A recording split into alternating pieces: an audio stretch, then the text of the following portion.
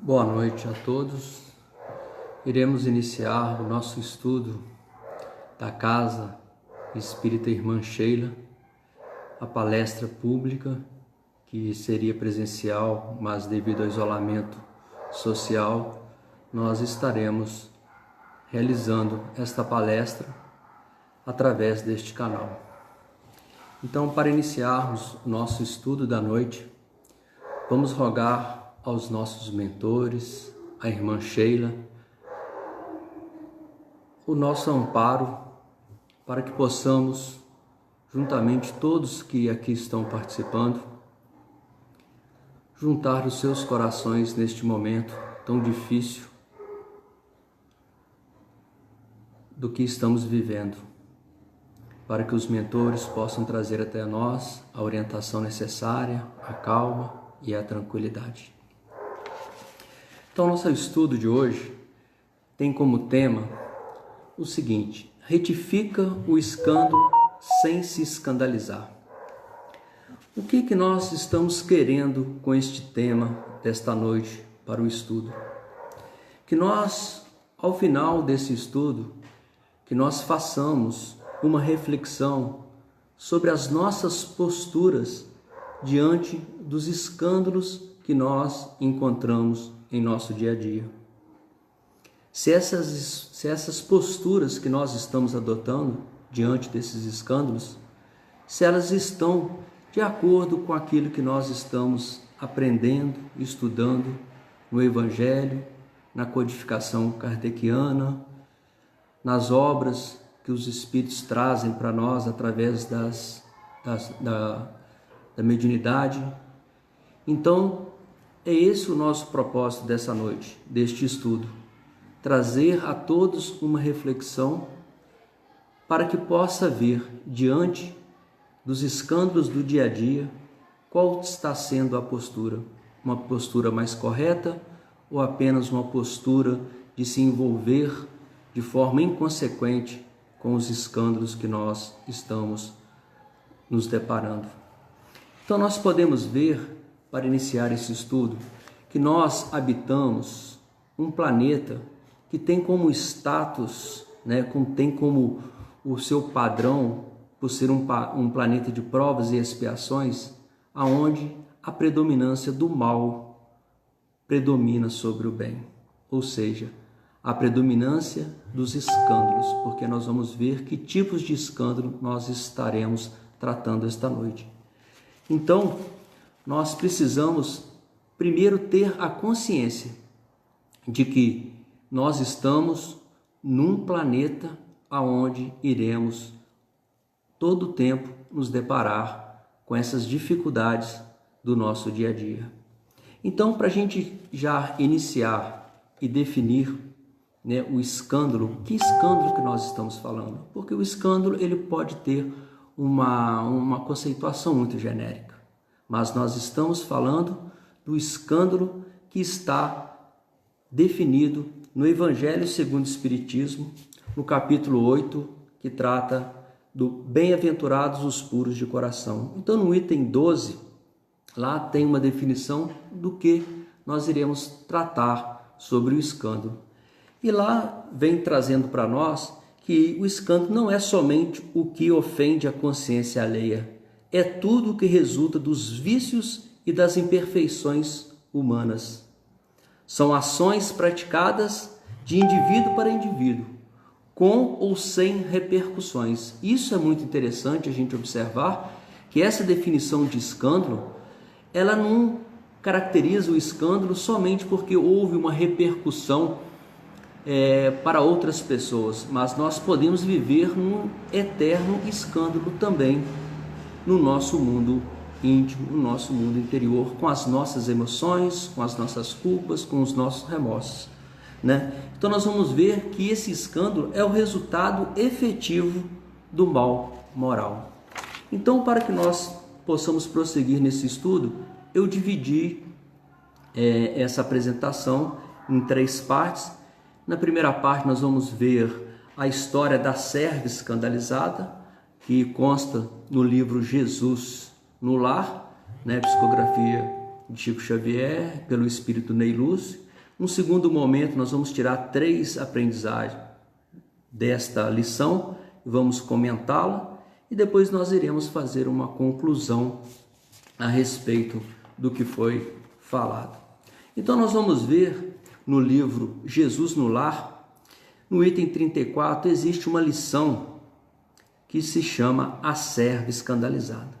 Para quem não conhece, nunca estudou, nunca leu o livro Jesus no Lar, esse Jesus no Lar, ele é trazido até nós pelo espírito Ney Lúcio como a narração do que acontecia na casa de Simão Pedro, quando Jesus se reunia principalmente à noite com os seus apóstolos, com os seus familiares, com os amigos próximos e teciam comentários a respeito do dia, como o que aconteceu e tudo, e sempre buscando o esclarecimento do Mestre.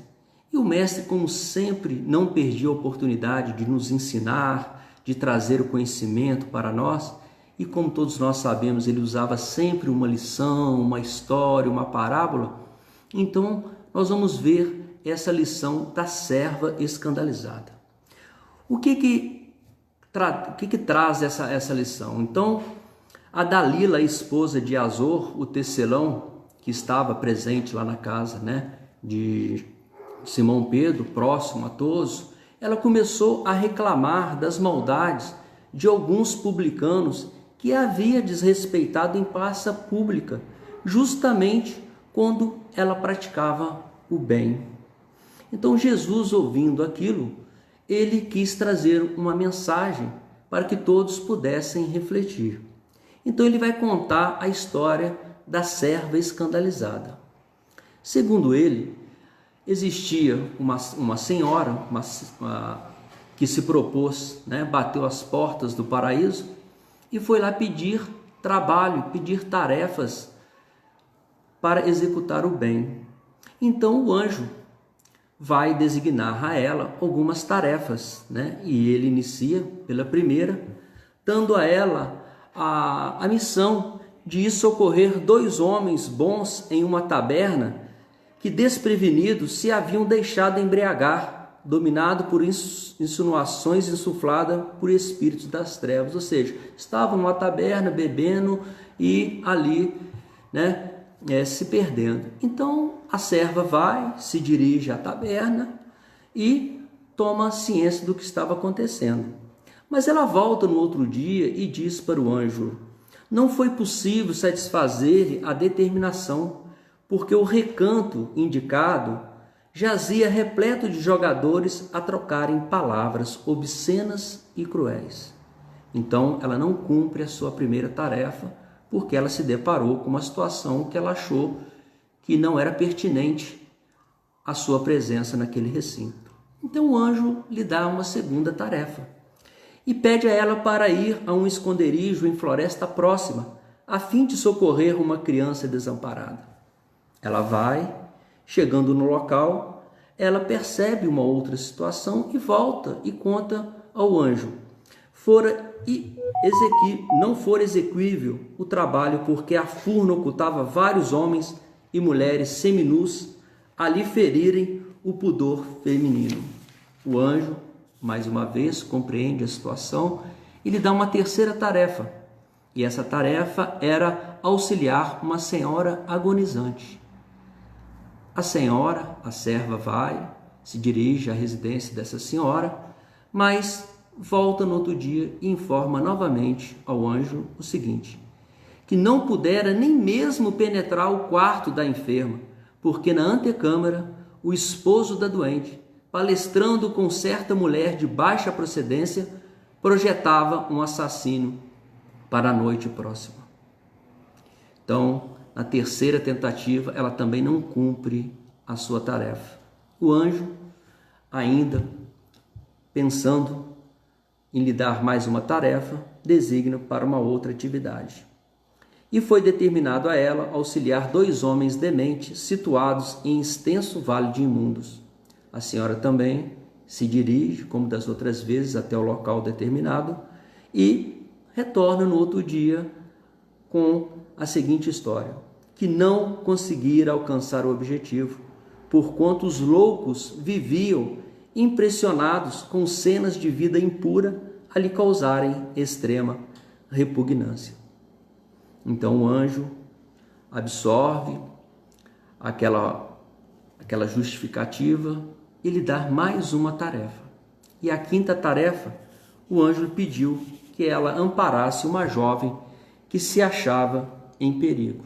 A senhora, como sempre, se desloca até o local e no outro dia retorna e fala o seguinte para o anjo, exclamando que a criatura mencionada podia ser vista numa festa desregrada, em repulsiva condição moral.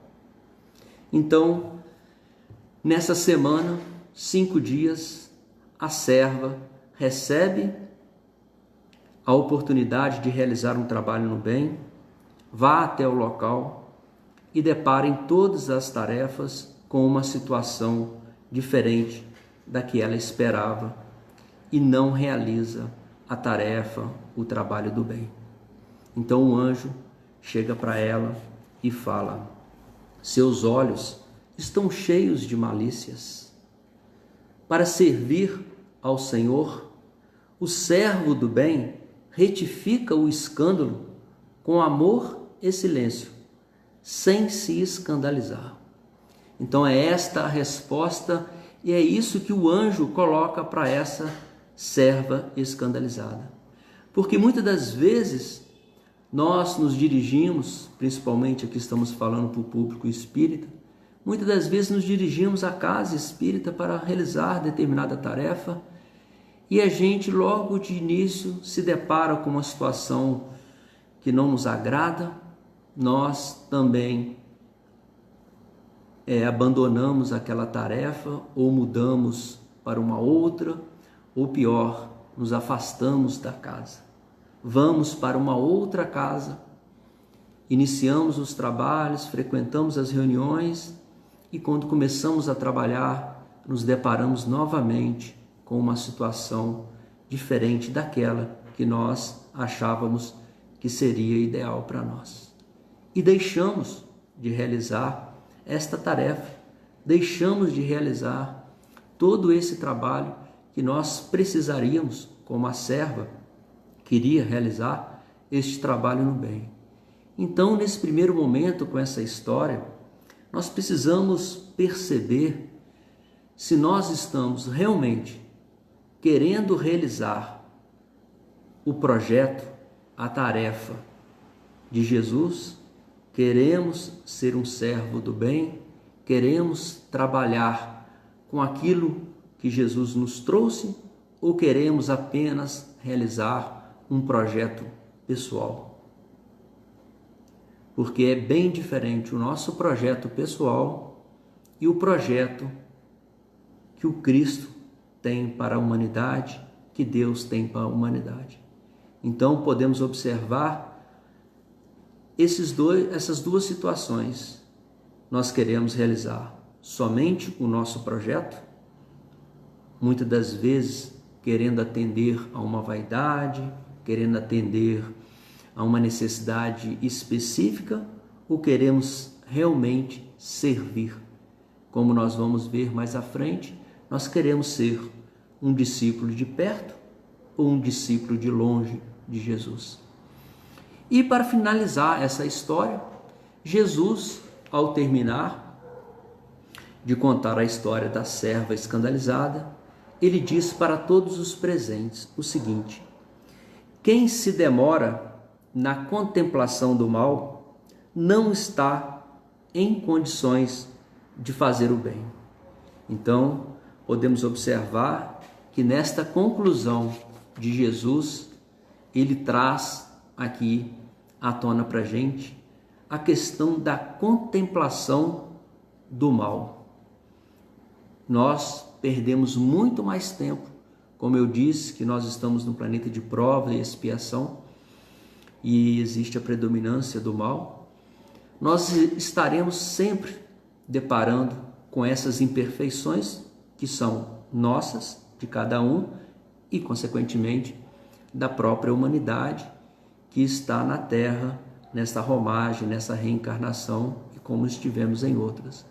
Então nós temos que parar um momento e refletir sobre essa questão que Jesus coloca, a contemplação do mal.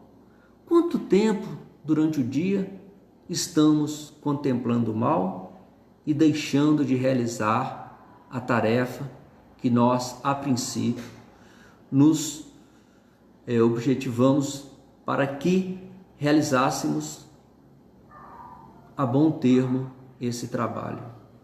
Hoje em dia, para que nós nos deparemos com o mal, com o escândalo, nós não precisamos nem sair de casa. Claro que nós já temos a nossa convivência do dia a dia com os nossos familiares, que existe muita divergência, existe escândalos dentro da nossa família, não poderia ser diferente, porque a nossa primeira oficina de trabalho é o lar. Nós não reencarnamos na família errada, nós reencarnamos na família certa, dentro de uma programação estudada, elaborada pelos nossos mentores, e na maioria das vezes nós concordamos e também até pedimos tal família, tal situação. Então a família não poderia deixar de ter também os seus escândalos, Então nós vamos observar que na maioria das vezes nós ficamos apenas alimentando dos defeitos, das imperfeições do irmão, da mãe, do pai, da esposa, dos filhos, dos parentes próximos, da sogra, das noras, dos cunhados, Então assim, a gente vai ver que essa é uma tônica nossa. Mas qual que é o propósito desse nosso estudo hoje? Como que eu vou me comportar? Qual vai ser a minha postura diante disso? Porque a partir do como eu vou me relacionar dentro do lar, é que eu vou me relacionar na sociedade, na casa espírita, no trabalho, no dia a dia, na rua, no trânsito. Então é importante a gente parar e reflexionar nesse momento que Jesus fala, quem se demora na contemplação do mal, ou seja, nós estamos sintonizando, nós estamos focando naquilo que há de ruim e deixamos de olhar o que é bom, o que é belo, o que nos traz mais felicidade. Certa vez eu vi numa palestra, a senhora disse, nós passamos o dia inteiro, pode acontecer 10 situações, 9 situações boas, mas acontece uma situação ruim, uma situação que a gente achava que não deveria ter acontecido. Quando a gente chega em casa, a primeira coisa que a gente fala com o familiar, o que é? Da coisa ruim, de uma coisa ruim, em vista das outras 9 situações boas, nós ressaltamos, nós contemplamos o mal. Mas será por quê que nós ainda temos essa necessidade de, quando nos deparamos com um escândalo, com uma situação que não é conforme talvez as nossas crenças ou as nossas posturas, nós acabamos nos envolvendo neste escândalo? Então, nós vamos ver agora essas 3 questões importantes desta lição, que é: seus olhos estão cheios de malícias? Para servir ao Senhor, o servo do bem retifica o escândalo com amor e silêncio, sem se escandalizar. E por último, nós vamos ver: quem se demora na contemplação do mal não está em condições de fazer o bem. Então nós vamos ver que seus olhos estão cheios de malícia. Será que nós podemos colocar a culpa apenas num órgão do sentido, como os olhos, ou então numa mão que agride a uma pessoa? Não, Então a gente não tem condição de culpar a ferramenta da obra ruim que foi feita pelo seu artesão. A ferramenta é apenas um meio. Então, por que que o anjo fala para a senhora: seus olhos estão cheios de malícias. Se a gente for buscar no Evangelho de Mateus, no capítulo 18, versículo 9, nós vamos ver que Jesus fala: se o olho é motivo de escândalo, arranquem-no e atirem para longe de vocês. Se fôssemos levar ao pé da letra, provavelmente seria uma humanidade cega, porque todos nós temos imperfeições, todos nós cometemos os erros e todos nós, em algum momento nos envolvemos em escândalo ou somos promotores desses escândalos. Então, como então entender o que o anjo falou e o que Jesus também fala neste momento aqui em Mateus? Para isso, nós buscamos uma orientação no Evangelho segundo o Espiritismo, no capítulo 8, Bem-aventurados puros de coração, no item 17. E lá nós vamos ver a seguinte colocação, que essa é uma afirmativa enérgica, que seria um absurdo se levado ao pé da letra. Significa apenas que cada um deve destruir em si mesmo toda a causa de escândalo, ou seja, toda a prática do mal. Ou seja, nós vimos logo no começo o conceito que nós abordamos sobre escândalo, que é o quê? É o resultado efetivo do mal moral. Ou seja, se nós estamos através de um órgão do sentido, que são os nossos olhos, que nós interagimos com o meio, estamos observando o escândalo, as malícias, como o anjo diz, que os olhos estão cheios de malícia, ou seja, os olhos apenas traz para nós, interior, para o espírito, apenas a imagem. Quem faz a interpretação dessa imagem passa por um outro processo, que passa principalmente pelo sentimento, pela razão, Então nós vamos ver que a causa de nos escandalizarmos não está no olho, não está nesse órgão, como foi dito aqui, mas é uma metáfora, que traz o sentido de como que nós estamos lidando com o que nós estamos vendo. Então, o que é a gente arrancar o olho, se ele for motivo de escândalo, e atirar para longe, ou cortar a mão, se for motivo de escândalo, e atirar para longe? É o que? Na realidade, Jesus quer dizer para nós que nós temos que modificar, nós temos que destruir o que nós já construímos em processos anteriores, ou reconstruir, melhor dizendo, aquilo que nós adquirimos em tempos passados e que foi cristalizando em nós como um objetivo, uma forma de identificar tudo do lado de fora, mas através de uns sentimentos egoísta, orgulhoso, de um sentimento de vaidade, é onde a gente pega e passa a interpretar. Então não adianta a gente querer arrancar os olhos, cegar uma pessoa, mas sim fazer esta mudança interna, mudar, ressignificar os nossos conceitos. Então, nós vamos ver o seguinte, que para a gente entender esse seus olhos estão cheios de malícia, o anjo falou para a serva justamente isso. Presta atenção.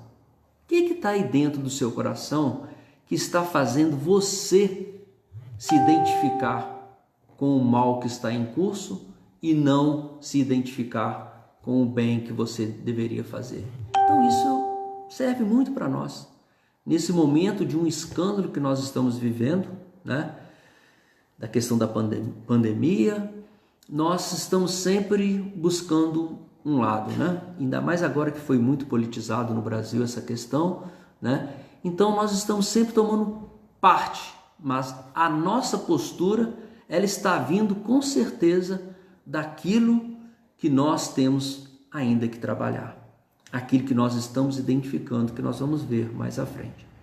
Então, para que nós possamos avançar, nós já entendemos que quando o anjo fala para a serva que seus olhos estão cheios de malícia, é porque ela está vendo com os olhos dos seus sentimentos, com os olhos daquela que ela já construiu em sua caminhada, que é a malícia, que ainda está pautada no egoísmo, na vaidade, na maledicência, porque ela sempre sintonizava com aquilo que estava em curso de uma forma escandalizada. Então nós passaremos agora para a segunda frase, que é: para servir ao Senhor, o servo do bem retifica o escândalo com amor e silêncio, sem se escandalizar. Aqui tem 3 palavras que faz todo o sentido disso, que é com amor e silêncio, e sem se escandalizar, ou seja, sem se envolver, sem deixar que aquilo tome conta de você, das suas emoções, e você toma uma postura diferente. Então, se eu fizer uma análise agora de um escândalo qualquer, eu vou fazer essa análise baseado nos meus conceitos, baseado nas minhas experiências de vida.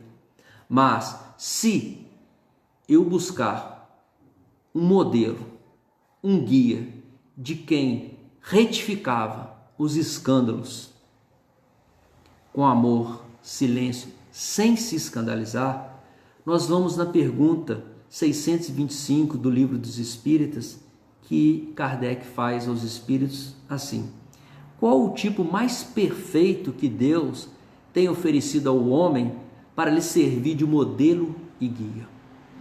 Porque se eu pedir o conselho ou pedir a opinião de alguém do meu lado, nós estamos no mesmo barco, as nossas visões, os nossos olhares vão ser muito semelhantes, com pouca diferença.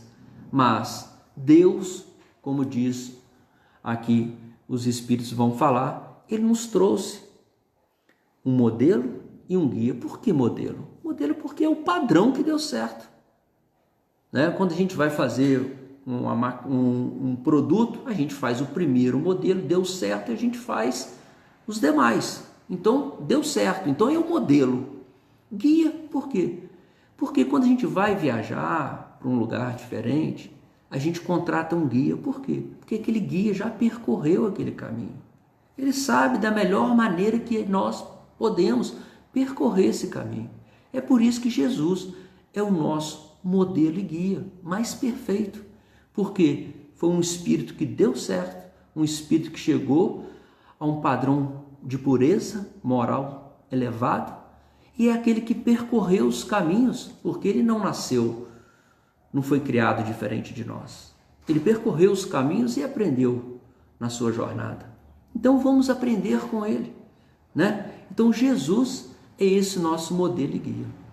E nós podemos recorrer a uma passagem, né, do Evangelho em João 8:11, quando Jesus é deparado, né, ele é colocado à sua frente a questão da mulher adúltera, né? Então nós vamos perceber e nós vamos aprender como conduzir diante de um escândalo, né? Então vamos aprender com quem sabe, quem tem condições de nos ensinar. Então nós vamos ver aqui, Jesus, né, estava pregando e em determinado momento chega os escribas e os fariseus trazendo uma mulher, e essa mulher tinha cometido um escândalo, né, dentro do contexto, e eles chegam para Jesus e falam: mestre, esta mulher foi apanhada em flagrante adulterando. Na lei nos ordenou Moisés serem apedrejadas tais mulheres. Portanto, que dizes tu? Ou seja, eles colocaram uma situação para Jesus.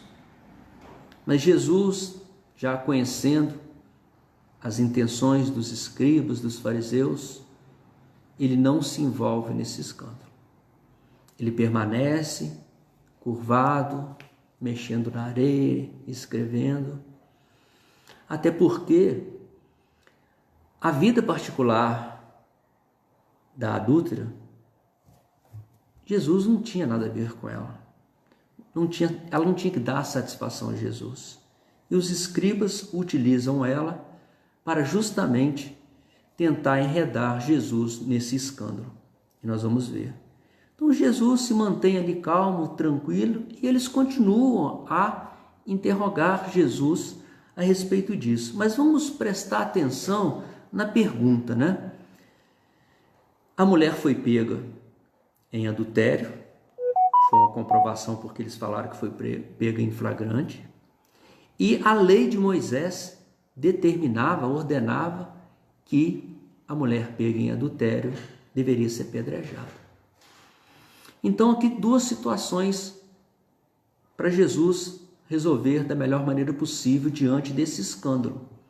Primeiro, que seria a armadilha, que Jesus fosse contra a lei de Moisés, e seria tudo aquilo que os fariseus e os escribas queriam para que ele fosse perseguido, né? Fosse feito todo aquele julgamento. E a segunda, se ele fala que sim ou que não, ele se comprometeria. Porque se ele fala que não, ele iria contra a lei de Moisés. Se ele fala que sim, ele iria contra tudo aquilo que ele pregava. Amor, perdão, né? Tolerância. Então Jesus ficou numa situação, né, que ele teria que se posicionar. E ele também não vai nem contra os fariseus, nem contra a mulher, não defende a mulher, nem defende os fariseus. Jesus apenas toma uma postura que nós deveríamos aprender a tomar. Ele não fica do lado nem da mulher, nem dos fariseus, mas ele fica do lado que somente tem esse lado, que é o lado da lei de Deus, que é a lei de amor. Então Jesus não se posiciona do lado A ou do lado B, que geralmente nós fazemos isso. A primeira coisa, se alguém traz uma adúltera ou um adúltero para nós, na nossa frente, quando nós tomamos conhecimento disso, a primeira coisa que nós vamos fazer é: mas quem? Adulterou com quem? Aonde? Como foi? Nós iremos especular. Jesus não precisa, não faz mais parte disso para Jesus. Jesus não quer saber disso. Mas Jesus vai atuar de uma forma silenciosa, tranquila, não entrando no mérito da lei e nem especulando quais foram as condições dessa mulher, nem para ajudá-la e nem para condená-la, né? Então nós vamos ver que ele se mantém em silêncio neste momento. Mas ele, com amor e sabedoria, ele leva a todos que estavam presentes a uma reflexão.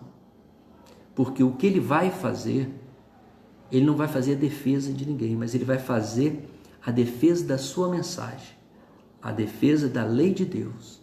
Que ele pergunta: quem dentre vós estiver sem pecado, atire sobre ela a primeira pedra. Olha só, ele não falou que todos deveriam atirar ou que não deveriam atirar.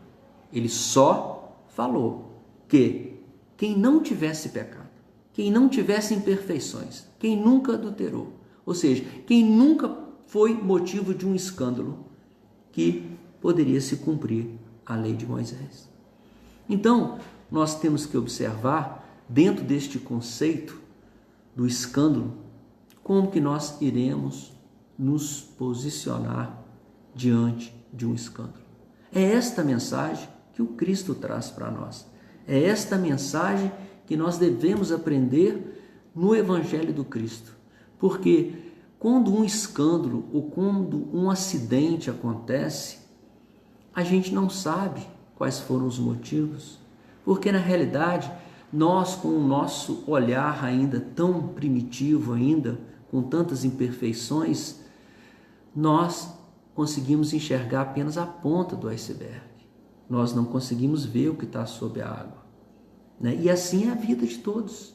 Quantas reencarnações nós já tivemos e quantas histórias nós já vivemos, e talvez hoje o escândalo que nós estamos vivendo seja fruto da lei de causa e efeito, que hoje está promovendo o seu reajustamento. dentro das leis divinas. E nós, muitos sabichões, já nos posicionamos e adotamos um lado, ou para condenar ou para absolver de uma forma inconsequente. Então, o que nós queremos trazer com esse estudo de hoje é justamente isso. Como que eu vou me posicionar diante de um escândalo? Eu vou me posicionar pelas minhas referências das imperfeições que eu ainda trago comigo? Ou eu vou me posicionar com a mensagem que Jesus trouxe para nós no seu Evangelho, nos seus exemplos como esse que nós estamos vendo? Um outro exemplo também que nós podemos tirar de como trata uma questão de escândalo sem se escandalizar, também na parábola do filho pródigo. Quando o filho volta para casa, maltrapilho, com fome, desmoralizado, e busca o pai em momento nenhum vai chegar para esse filho e dizer: tá vendo? Eu falei que não era para ir. O que você fez com o dinheiro? Ele não se envolve nesse escândalo. A primeira coisa que ele faz é abraçar o seu filho, é amar o seu filho que estava perdido para ele. E a primeira coisa que ele fala para os seus servos: trazem chinelo, trazem roupas novas, trazem um anel porque tinha uma representatividade naquele momento, colocam no dedo do meu filho e matam o novilho mais cevado que tem. Ou seja, isto é a forma da gente tratar o amor, ou tratar um escândalo com amor. Mas o seu outro filho, o irmão deste que estava voltando, se escandaliza. Busca os seus direitos, questiona o pai, questiona a autoridade, se envolve, se escandaliza com o escândalo que o irmão já fez. Então, nós devemos entender essa mensagem que Jesus traz nesse livro, A Serva Escandalizada, justamente isso. Como que nós vamos nos portar diante do escândalo? Nós vamos permanecer contemplando esse mal ou nós vamos executar a nossa tarefa? E para que nós possamos fechar esse terceiro item, que é: quem se demora na contemplação do mal não está em condições de fazer o bem. O que Jesus quis dizer para nós neste momento com esta frase, com esta afirmativa? Nós temos que ter ciência de que tudo aquilo que nós pensamos, tudo aquilo que nós sentimos, e através do pensamento nós exteriorizamos isto, nós plasmamos isso. Nós podemos ver isso muito bem na Gênesis, quando Kardec trata disso. Até os nossos pensamentos nós plasmamos, nós damos vida a esse pensamento. E toda vez que nós emitimos esse tipo de pensamento, bom ou ruim, nós vamos criar um padrão de sintonia. Então nós podemos, através dos nossos pensamentos, dos nossos sentimentos, nós podemos criar, nós podemos plasmar energias que vão se aproximar de outras energias, boas ou ruins, né? Existe aquele ditado, né? Me diga com quem tu andas, que eu direis quem tu és.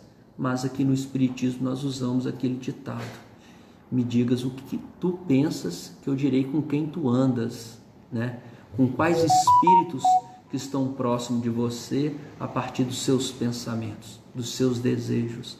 Então nós vamos ver que Jesus, quando ele fala na contemplação do mal, é o que nós estamos plasmando, o que nós estamos alimentando, por que nós estamos contemplando esse mal. Por tudo uma questão da lei de sintonia, lei de atração.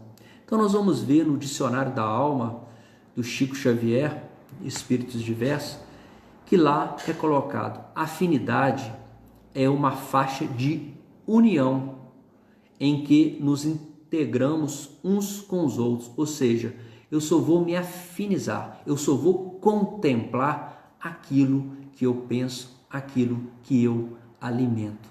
Então, se eu alimento coisas boas, eu vou me afinizar com coisas boas. Se eu penso e me alimento de coisas ruins, eu vou me afinizar, eu vou me sintonizar com o quê? com coisas ruins. E é por isso que esta serva, por isso que quando o anjo fala, seus olhos estão cheios de malícia, porque ela conseguia sintonizar somente com o mal que estava em curso e não com a tarefa do bem que ela tinha como designação a realizar. Então nós estamos precisando, mesmo que ainda nós temos ainda essas imperfeições, nós temos que ter o conhecimento, a boa vontade de ultrapassar essa primeira barreira desse escândalo que nós deparamos e consigamos enxergar, além daquele corpo físico que está promovendo aquela atitude, um espírito que está em sofrimento, um espírito enfermo, como diz Joana, um espírito que ainda tem muita sombra e que não consegue ter o discernimento que nós temos. Mas nós temos que ultrapassar esta barreira justamente desse primeiro momento.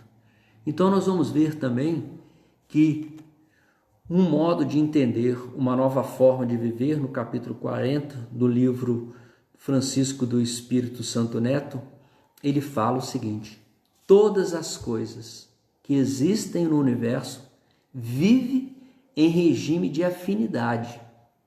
Desde o átomo até os arcanjos, tudo é atração e sintonia. Ou seja, nada nos chega e nós nada identificamos se aquilo não tiver uma sintonia, uma atração que está em nós. Então não adianta a gente querer pôr a culpa em determinada situação, mas nós vibramos, nós nos afinizamos com aquilo que está ocorrendo.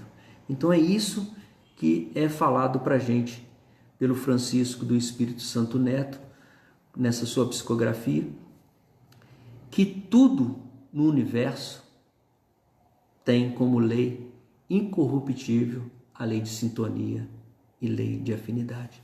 Então nós temos que observar que por que essa contemplação do mal que Jesus coloca é o que nós estamos contemplando. Será porque nós estamos alimentando determinados sentimentos, determinados pensamentos, determinados desejos que não condiz mais com o momento que nós estamos vivendo, com o nível de esclarecimento que a doutrina espírita traz para nós. Claro, o mundo não foi feito, num dia, uma encarnação é apenas um dia na nossa eternidade, mas nós temos que fazer o movimento de ultrapassar esta barreira do primeiro escândalo e a gente não se envolver com isso. Por que essa questão da sintonia ela é muito importante? Porque nós sintonizamos com quem está encarnado, mas também sintonizamos com quem está desencarnado. Ou seja, se nós estamos num trabalho de bem, um trabalho do bem, estudando, promovendo a nossa reforma íntima, claro que estamos arrastando aí nas nossas imperfeições, nós iremos granjear espíritos bons que virão aos nossos auxílios, para que nós possamos superar isso. Mas a partir do momento que nós também elaboramos pensamentos, sentimentos deletérios, baseados no egoísmo, na vaidade, no orgulho, na vingança, nós trazemos para perto de nós espíritos com esses mesmos objetivos. E nós temos muito que prestar atenção que muitas das vezes aquele escândalo que nós iremos encontrar amanhã cedo vai ser inflamado, vai ser colocado na cabeça daquele que está encarnado para que promova aquele escândalo. Talvez sejam os mesmos espíritos que estão lá com ele, está conosco. E quando nós chegamos, ou seja, somos da mesma turma, e quando nós chegamos diante daquele escândalo, automaticamente nós iremos nos deparar com esse escândalo e iremos nos escandalizar. Então é por isso que é importante observar essa questão da contemplação do mal, o que Jesus fala, porque quem está voltado, para esse tipo de pensamento não tem condições de realizar o bem, porque não há sintonia, não há afinidade, né? Essa pessoa vai, como eu citei no início, vai para o centro, mas não tem uma afinidade, ainda não desenvolveu, né, aquela condição de realizar aquela tarefa, porque no primeiro empecilho, no primeiro obstáculo, ela abraça aquela situação. Claro, não estamos falando que não tem que ir para o centro trabalhar ou em qualquer trabalho, não é isso que eu estou querendo dizer. Eu estou querendo dizer que nós temos que prestar muita atenção, porque senão a gente troca toda semana de tarefa, a gente troca todo mês de centro espírita e vamos para o outro e vamos encontrar a mesma situação. Nós mudamos de emprego porque o meu chefe me persegue, o pessoal implica comigo, trocamos o emprego, daqui a pouco o mesmo emprego está acontecendo a mesma coisa. Trocamos de namorado, de namorada e é a mesma situação, né? Então a gente tem que observar justamente isso. O que nós estamos alimentando que está indo de encontro a esse escândalo, a esse mal que está em curso, né? Então, nós vamos ver agora, semana passada eu estava assistindo uma palestra do nosso amigo Guaraci e ele fez uma palestra sobre os discípulos de Jesus. E ele utilizou o capítulo 10 do livro Pontos e Contos do Chico Xavier e do irmão X, né, Humberto de Campos, que fala sobre o discípulo de perto. E lá também conta, né, o repórter do plano espiritual, Humberto de Campos, ele conta um episódio do Efraim com Jesus. Efraim era um discípulo de longe, né, que não fazia parte daquele primeiro grupo que trabalhava com Jesus, e o Efraim ele busca Jesus e, chegando perto de Jesus, ele pede a Jesus que gostaria de ser um discípulo de perto, né? Então, Jesus, com toda a sua doçura, né, com todo o seu amor, não fala para ele nem que sim, nem que não, mas faz uma comparação. O que é ser um discípulo de perto? O que é ser um discípulo de longe? E serve para nós, né? Quem quiser depois pega esse livro que tem várias comparações que Jesus faz do espírito de perto e o espírito de longe, o discípulo de perto e o discípulo de longe. E eu separei apenas duas comparações, né? Porque o propósito do estudo não é esse, mas sim outro, mas que ele encaixa perfeitamente aqui no nosso processo de estudo. Então Jesus diz para Efraim o seguinte, ele fala: Efraim, o seguidor de longe provavelmente entreter-se-á com muitos obstáculos a lhe roubarem a atenção, mas o companheiro de perto viverá em suprema vigilância. E ele fala mais à frente: o de longe padecerá muitos melindres, o de perto encher-se-á de fortaleza para perdoar sempre e recomeçar o esforço do bem quantas vezes se fizerem necessárias. Então, será que nós estamos mais para o discípulo de perto ou para o discípulo de longe? Porque esse discípulo, como diz Jesus, o discípulo de perto, ele não se melindra. Acontece o erro, acontece o escândalo, ele perdoa, ele recomeça o seu esforço quantas vezes forem necessárias, né? Então, o discípulo de longe, ele pode, muitas das vezes, se entreter com o primeiro obstáculo, aquilo que a serva escandalizada fez. O primeiro obstáculo que ela chegava para realizar a tarefa, ela se deparava com aquilo. Por quê? Era uma discípula de longe, porque não vivia, não fez a sua reforma íntima, não trouxe para ela a assimilação e a prática do aprendizado do Evangelho do Cristo, de tudo aquilo que ele colocava em suas pregações, em suas palestras e no seu viver do dia a dia. Então, é uma reflexão que nós precisamos fazer. Nós, trabalhadores da causa espírita, nós queremos ser, ou nós estamos sendo, um discípulo de perto de Jesus ou um discípulo de longe, que, não, amanhã eu faço, não, semana que vem eu posso fazer, ou seja, vai se distraindo no percurso, na caminhada. E quando a gente vê, está na hora da gente fazer a passagem, trocar de plano, e a gente fica numa condição muito difícil, né? Então, para a gente também fechar esse estudo, no Evangelho segundo o Espiritismo, no capítulo Os Trabalhadores da Última Hora, tem uma comunicação, né, de Erasto, que fala sobre a missão dos espíritas, Paris, 1863. Ele fala uma coisa muito interessante. Ele fala o seguinte: que importam as armadilhas que irão colocar no caminho de vocês? Somente lobos caem em armadilha para lobos. O pastor saberá defender suas ovelhas dos malvados que querem sacrificá-las. Ou seja, lobo só cai em armadilha de lobo. Eu só me envolvo no escândalo porque eu tenho alguma coisa que aquela armadilha está me atraindo. Ou seja, eu só vou me envolver no escândalo se eu estiver realmente nessa pele de lobo, se eu realmente estiver trabalhando ainda as minhas imperfeições. Ou seja, lobo só cai em armadilha de lobo. Certa vez estava vendo um filme, que eu gosto muito de história, sobre a expansão dos turcos otomanos naquela região que nós conhecemos, a região da Turquia, e o filme chama O Grande Guerreiro Otomano.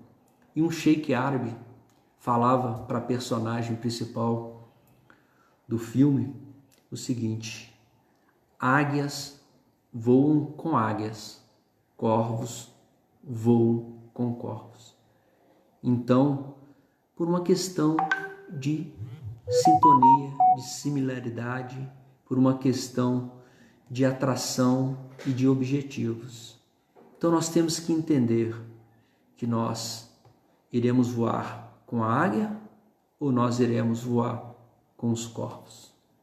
Eu quero ser um discípulo de perto ou quero ser um discípulo de longe? Então fica esta reflexão nesta noite de hoje sobre justamente isso.